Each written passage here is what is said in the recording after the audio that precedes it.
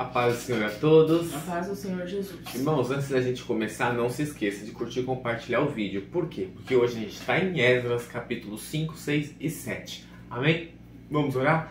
Senhor, meu Pai, te agradecemos mais uma vez por poder estar meditando na Tua Palavra. Tome em Tuas mãos nossas vidas, nos ajude, nos guie a andar sobre as Tuas Palavras todos os dias da nossa vida, Pai, em nome do Senhor Jesus. Amém.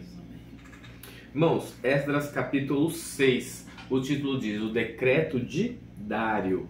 Então o rei Dário, ou Dario, deu ordem e foi feita uma busca nos arquivos reais da Babilônia, onde se guardavam os documentos. Em Ecbatana, a fortaleza que está na província da Média, se achou um rolo e nele estava escrito um memorial que dizia assim: o rei Ciro, no primeiro ano do seu reinado, baixou o seguinte decreto: com respeito à casa de Deus em Jerusalém, ela deve ser reconstruída para ser um lugar em que se ofereçam sacrifícios. Os seus fundamentos serão firmes e a sua altura será de 27 metros e a largura será de 27 metros, com 3 carreiras de grandes pedras e uma carreira de madeira nova. As despesas serão pagas pelo Palácio Real. Além disto, os utensílios de ouro e de prata da casa de Deus que Nabucodonosor havia tirado do templo de Jerusalém, levando-os para a Babilônia, serão devolvidos para o templo de Jerusalém. Cada utensílio para o seu lugar serão recolocados na casa de Deus. Mas por que Dário fez esse decreto? Lá no capítulo 1, a gente leu, se vocês leram aí, vocês vão saber, que Deus usou Neemias, ou Jeremias, cadê? Jeremias. Um deles, né, Ramonzinho aqui. Jeremias. Deus usou Jeremias para falar com Ciro. Né? E ali falar que iria entregar, né, no primeiro ano do reinado de Ciro, rei da Pérsia, para que se cumprisse a palavra do Senhor por boca de Jeremias, o Senhor despertou o espírito de Ciro, rei da Pérsia, que ordenou que se proclamasse em todo o reino em que se pusesse por escrito o seguinte: assim diz o Ciro, rei da Pérsia: o Senhor Deus dos céus me deu todos os reinos da terra e me encarregou de lhes edificar um templo em Jerusalém que fica em Judá.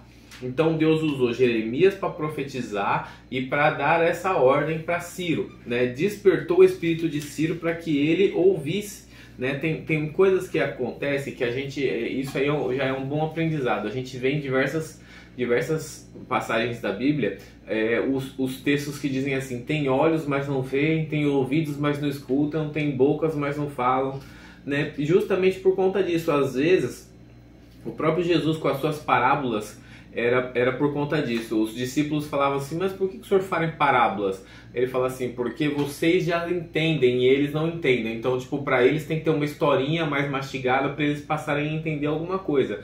E para que eles tenham olhos não vejam e que tenham ouvidos e não ouçam. Porque alguns mistérios do céu é só para aqueles que são chamados especialmente. Então aqui o profeta, ele recebeu o mistério do céu, só que Deus despertou o espírito de Ciro, que era para ele sentir a mesma coisa e falar: realmente é o Deus do céu que está falando comigo, né? E no capítulo 6, o texto, eles leem lá, a Bruna estava falando sobre os homens que estavam tentando parar ali a edificação do templo, né, que Zorobabel estava fazendo, e no decorrer dessa caminhada se chega aqui. Por quê? Eles vão lá buscar o porquê de fazer tais coisas, eles acham um rolo com o decreto de Ciro. Só que os decretos eram coisas assim, que não tinham fim. Os decretos eram coisas que um rei respeitava do outro, né? Tanto que lá no livro de Daniel a gente vai ver que o rei, ele faz um decreto, joga Daniel na cova dos leões, porque apesar dele gostar de Daniel, ele não podia desfazer o decreto. Aí colocou lá a aliança do rei lá no decreto, ponto, acabou. Só que Deus livra Daniel.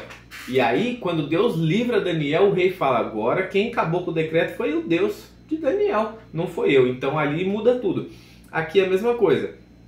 O rolo foi guardado e no rolo estava lá o decreto de Dário, que era para sim reedificar o templo. Mas o que eu achei aqui mais majestoso foi que Dário. Decreto de Dário. Não, Dário ele está lendo o decreto de Ciro. Ele Então o rei Dário deu ordem. De Ah, sim, tá certo. O rei Ciro desculpa. Foi o rei Dário que mandou ler o decreto. Aqui no decreto, o que eu acho mais interessante é que um rei que era para ter levado o povo cativo maltratou o povo, né? Acabou fazendo coisas ali abomináveis, tanto que depois ele fica meio perturbado, vira bicho e tal, que Nabucodonosor. Aqui o rei ele já entende, Ciro ele entende que quem manda mesmo é Deus e que quem colocou ele ali foi Deus. Por quê? Porque Deus estava dando um castigo para o seu povo, mas Deus estava dando um castigo para o seu povo, não era para ele pôr a mão no povo. Então ele entende isso claramente, ele fala, então eu vou fazer só o que Deus quer. Deus quer que reedifique o templo, vai lá e reedifica o templo, eu vou pagar essa conta, né? Então quando Deus manda, até o ímpio, até o injusto, né? Que a palavra diz que o sol nasce para o justo e para o injusto. Então para o ímpio, para o injusto, para pessoas de outras religiões, quando Deus manda, quando Deus quer te prover alguma coisa, essas provisões elas podem vir de lugares inesperados, lugares inusitados, mas Deus sempre vai prover. Se Ele falou, Ele garante, né? Então, como Ele tinha falado aqui, Ele vai garantir que a despesa seja paga, né? Depois a gente vai ver lá no livro de Jeremias, de Neemias, quando ele vai reconstruir os muros, o rei também vai dar ordem para ele para levar tudo que ele necessita. Então, quando Deus quer fazer algo na sua vida, Ele garante os recursos. Fique em paz, não se preocupe. Mesmo que os inimigos estiverem vindo te afrontar, né? Como a Bruna falou no devocional anterior, os inimigos eles vão te afrontar mesmo e não tem problema, porque quando Deus falou, Ele garante, né? A árvore que não dá fruto não toma pedrada, só toma pedrada a árvore que dá fruto. Porque alguém quer pegar aquele fruto da sua mão, do seu galho, mas para isso ele taca pedra, porque ele não tem as condições de escalar o tamanho daquela árvore, né? Então fique tranquilo, quando Deus dá a palavra final, Ele garante os recursos. Quer acrescentar alguma coisa aqui? Eu quero.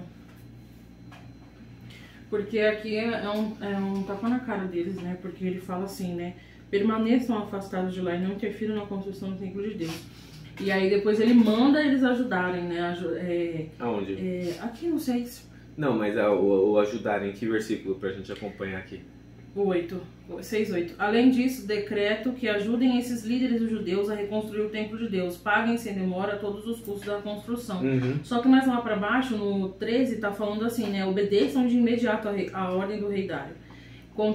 Aí, com isso, os líderes judeus puderam continuar seu trabalho e foram encorajados pela pregação dos profetas Ageu e Zacarias, filho de Ido. Finalmente o templo foi terminado. Lá no 5 fala que Ageu e Zacarias, eles eram profetas daquela época, eles profetizavam a judeus de Judá. E eles falavam em nome de Deus. Então quer dizer, tinha alguém buscando, né? Sim. Tinha alguém ali orando e falando, Deus, né, falando com eles, encorajando eles, tá aqui falando, né, pregando e encorajando eles para continuar o trabalho. Tanto que eles tinham continuado aqui, quando Artaxerxes mandou parar, eles continuaram, porque Deus mandou continuar, e aí depois veio a interferência de Dario, né? Então, assim, o templo foi terminado. Se Deus deu um decreto, vai ser terminado. Exatamente. Vai ser terminado, não adianta. Mesmo que no meio do caminho, muitos vão se levantar, mas vai ser terminado. Sim, Deus garante o que promete. Quem começou a boa obra é fiel para terminar. É fiel para terminar, exatamente. Amém? Vamos orar? Senhor, Deus meu Pai, te agradecemos mais uma vez por poder estar meditando na Tua Palavra. Senhor, nos ajude, Senhor, nos sustente, Senhor, nos encoraje, Senhor, seguir os Seus estatutos todos os dias das nossas vidas, Senhor, em nome do Senhor Jesus, Pai. Amém. Tchau.